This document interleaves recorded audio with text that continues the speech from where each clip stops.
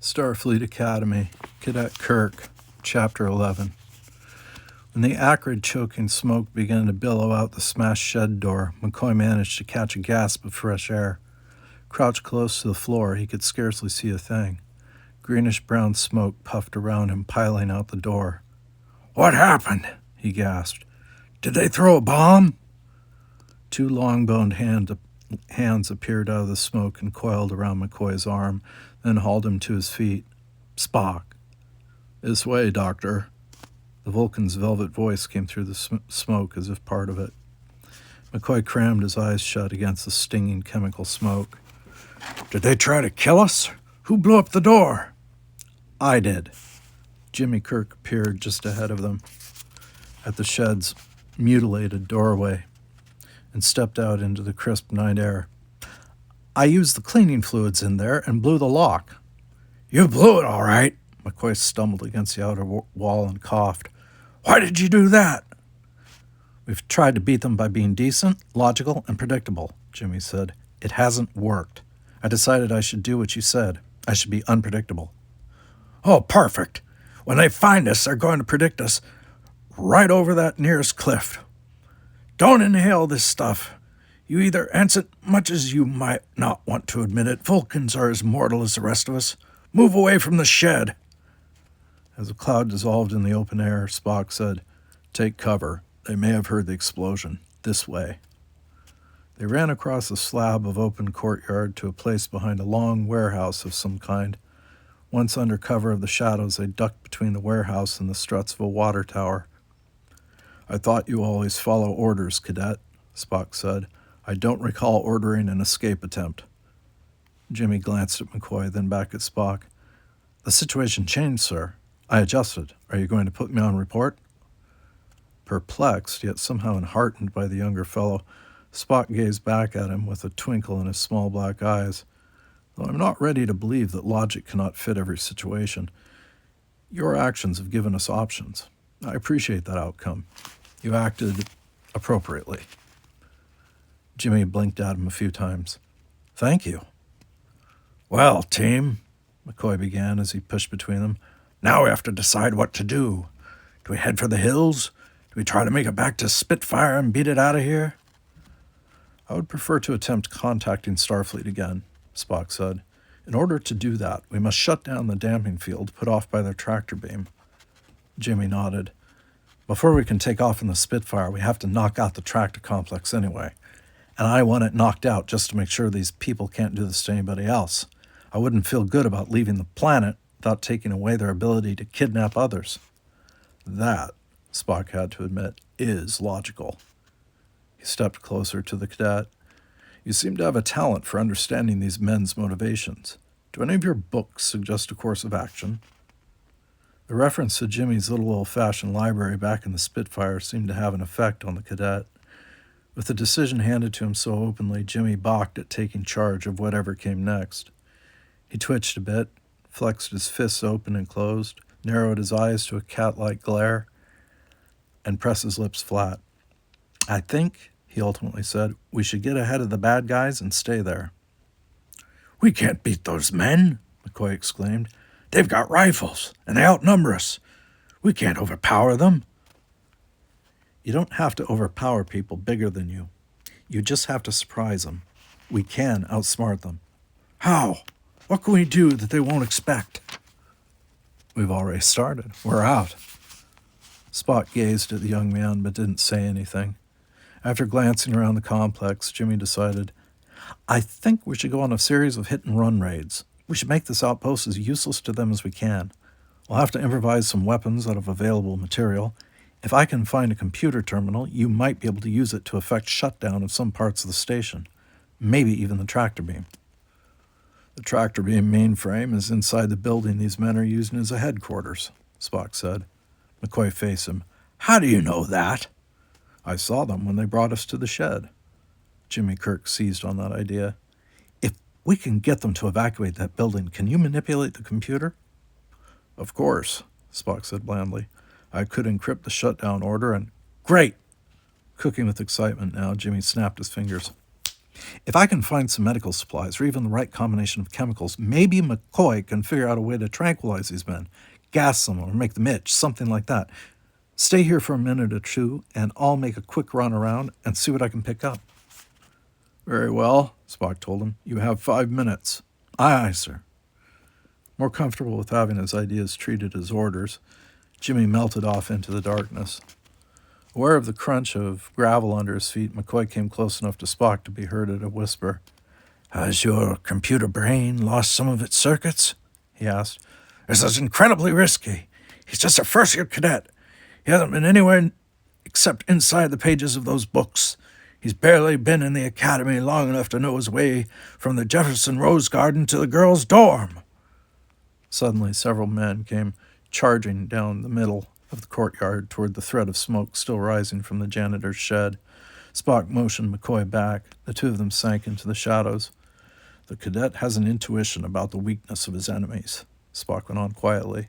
"He also understands how to use the skills of the people around him, at the moment, you and me.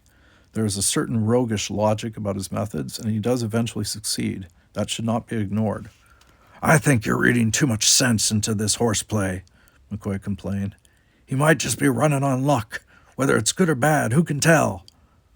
"I do not believe in luck. After we damage the complex, we'll confiscate one of their runabouts and escape the planet. Until then, we shall attempt Cadet Kirk's mischief and hope it works." McCoy pulled at Spock's arm as the Vulcan peeked around the corner of the warehouse at the men who were now looking for them. "And if it doesn't?" "If it doesn't," Spock echoed, "those men will kill us." "I want those Starfleet kids found, Genevieve. Take your Klingon lapdog and find them." "What do you think we're doing, Joe? We already looked in 10 buildings. 10, and you know what? They're all getting cold. It's freezing in every building." "I know it's freezing. We're in one of the buildings. What does this look like, a church?" "I wish it was a church. Then we'd have some candles." "You don't get it, do you?" Joe Swingle clamped his arm around his skinny chest and tried to keep warm. "There's some kind of breakdown in the atmospheric control system for the complex. Go find the main furnace and air conditioning control and fix it." "Okay, Joe." Genevieve started to turn toward the door, but then he paused. His wide face worked with confusion. I thought you wanted me to look for those cadets first." Swingle squinted at his big stooge. "You are truly a hammerhead. Do one thing and tell Clag do the other thing. Can't you even think of that? Do I have to give you every little order specifically? Do I have to tell you when to breathe in and out? I don't care who does what. Just get it done, get out, go." Genevieve hulked out of the building, his breath going before him in chilled puffs. Swingle knew he would find that gargoyle Clag, and the two of them would argue for 20 minutes about which one would do which job. Idiots, morons, hammerheads. As he tried to keep warm in the frigid building, he felt the gazes of Crawler and Bonyor. Irwin and Havich were still out searching for the little rats who'd wrecked the plan. Bonyor looked at his bulky tricorder, his pride and joy, and said, "It's 10 degrees colder than it was 5 minutes ago. We're down to 20 degrees Fahrenheit. It's going to start snowing in here in a minute. We're going to have to leave the building." "This is where the computer complex is, you gas pellet." "I know, Joe, but we can't just stay in here and turn into popsicles. Can't we track down the air conditioning malfunction and fix it? It's got to be in the coolant lines." "Fine. We'll leave long enough for you to find the problem and kill it. Go on. Head for the door." Swingle ranted as his men flinched and moved toward the door.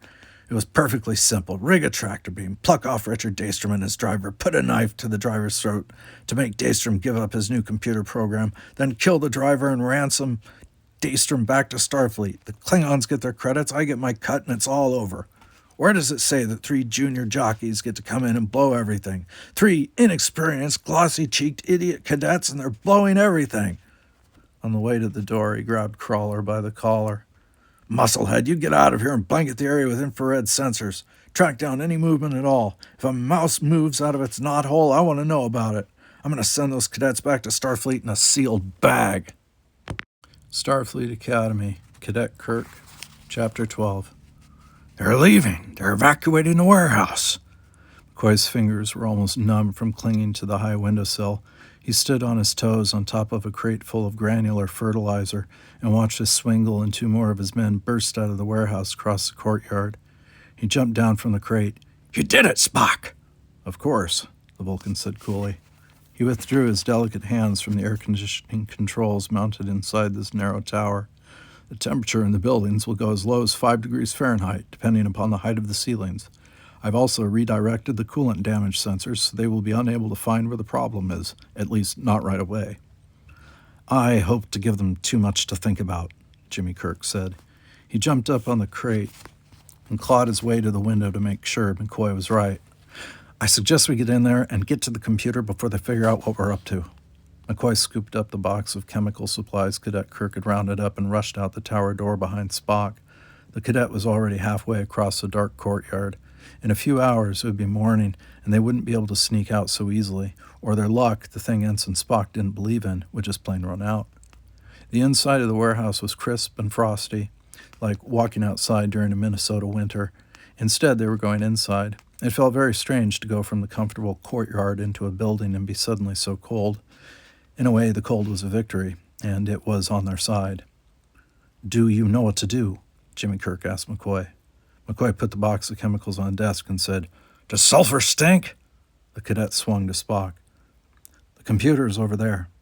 Spock went to the main computer terminal. In seconds, the screen was jumping with information.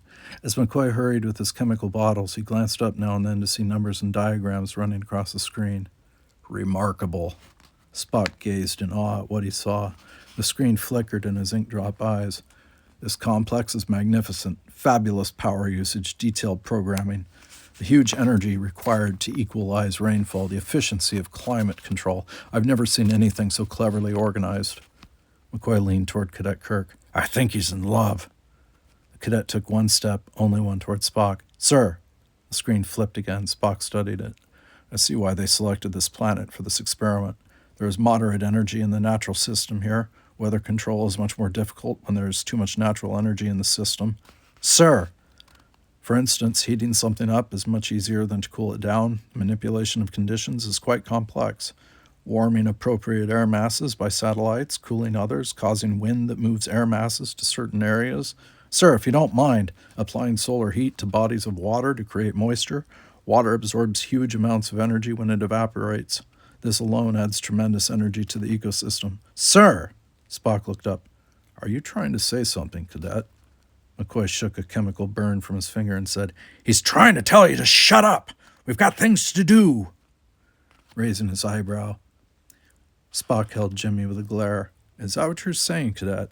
"No, sir," Cadet Kirk blurted. "I would never say that to a senior officer." "That's what he meant," McCoy insisted. "Get on with the tractor beam, would you? I'm almost finished with these grenades. Just shut it down before Swingle and his dingoes come back."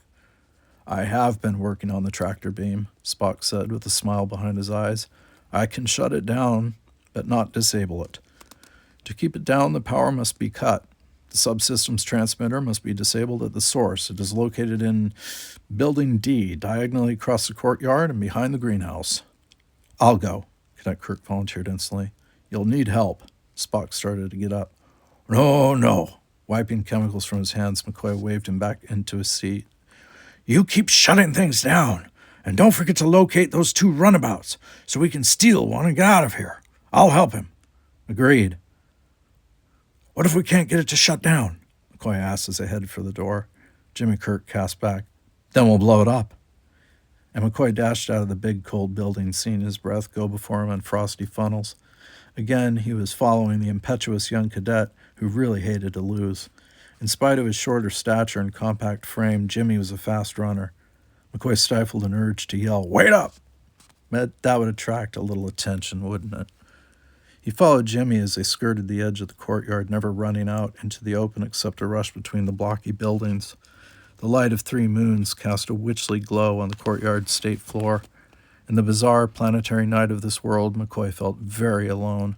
But Swingle and his handful of criminals were out here too. "Looking for us, and when they find us..." He shimmied between awning braces to where Jimmy Kirk was peeking into a window. This must be Building D. "There's somebody in there," the cadet whispered. "Wait here, I'll take care of it." But McCoy didn't know what he was about to say. They had to get in there and shut down the power source for the tractor beam. Otherwise, they wouldn't be able to leave the planet. Leaning against the shell of the building, he could feel the coolness from inside rolling out the slightly open window. All the buildings were like refrigerators now, virtually useless. Until now, he hadn't had time to think about how scary this situation had become. He was nervous and getting worse. If they could only shut that tractor beam off, steal a flying craft, and get out of here. All at once, the window exploded. Crashing glass and narrow metal struts squawked as they blew outward and drove him to the slate walkway. Then something else hit him, something big. A terrible weight slammed him all the way down and held him there. He tried to turn his head and saw a big, thick arm lying across his neck, pressing his cheek to the slate. He smelled the breath of the man lying over him and saw a streak of red hair. They had him.